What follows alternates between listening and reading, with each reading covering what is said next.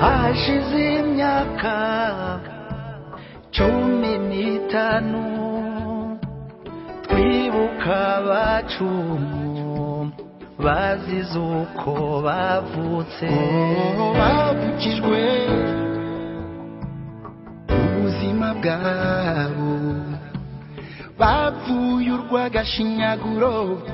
turibuke